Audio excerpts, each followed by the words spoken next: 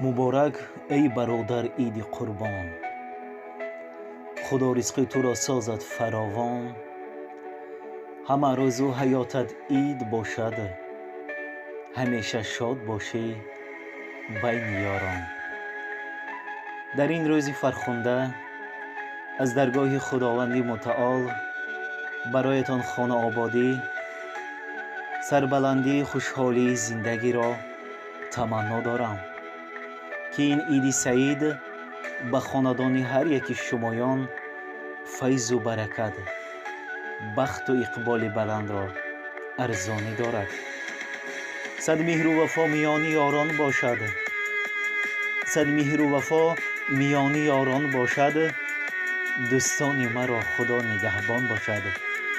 عید سعید به هر یکی شمایان مبارک باشد عزیزان.